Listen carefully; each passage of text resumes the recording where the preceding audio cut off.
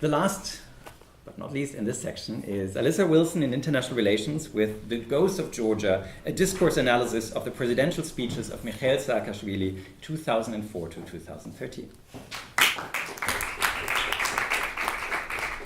Thank you, Professor, and good evening, everyone. As he mentioned, my name is Alyssa, and I'm an IR major. And yes, I wanted to look at the small country on the border of Russia and try to understand why did that war in 2008 that we don't really talk about happen. And while I can't argue that discourse analysis is the number one way to look at that, I did want to look at how identity politics really plays into war and really plays into how it affects human lives. So going into this and going into my thesis, I wanted to know what were some of Mikhail Saakashvili's main identity articulations in his speeches as president, and to what extent did those articulations change before, during, and after the Russo-Georgian War of 2008?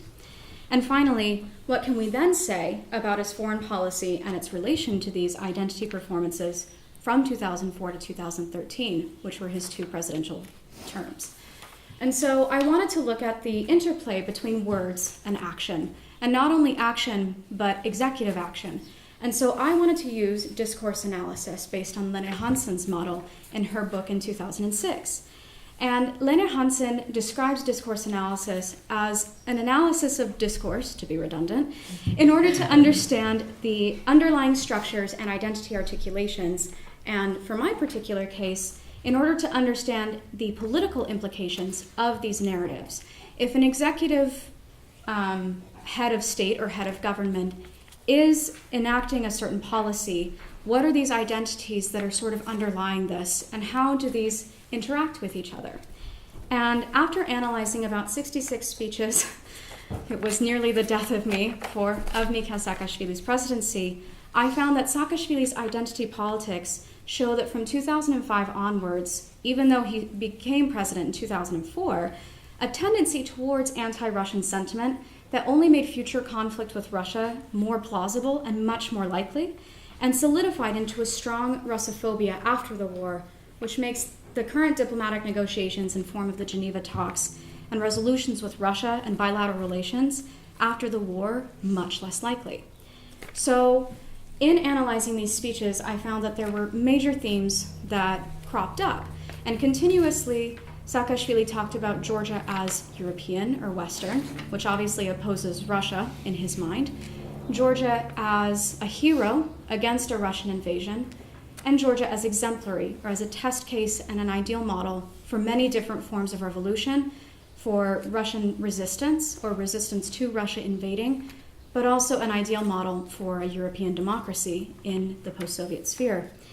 But in articulating what Georgia is, it is essential, according to Frederick Barth's thesis, that you must have some kind of an other in which to juxtapose yourself against. And I found that Georgia's other is obviously Russia, which was my hypothesis. So Russia was not only the other, as articulated up until the war, but Russia quickly became the enemy. And then ultimately, Russia was seen as imperial.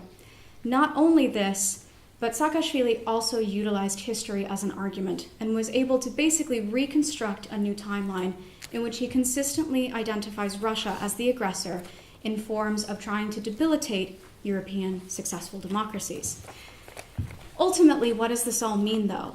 It means that thousands of lives are affected by executive discourse and by executive decisions.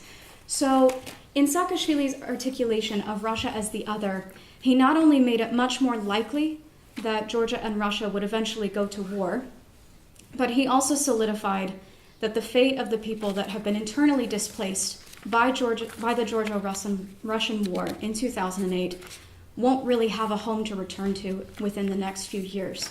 So ultimately, so what? Words matter, that's what. And Georgia can tell us about how identity politics influence decision-making on the executive level, which ultimately affects thousands of human lives, if not millions. So if you tell someone they're the other for long enough, that's what they become. And if you see someone as your enemy, every step that they take just becomes a self-fulfilling prophecy. And so, on that note, sadly, I would like to say that until Georgia's narrative changes, even though Saakashvili is no longer in office, Georgia remains just in its ghost times of freedom. Thank you.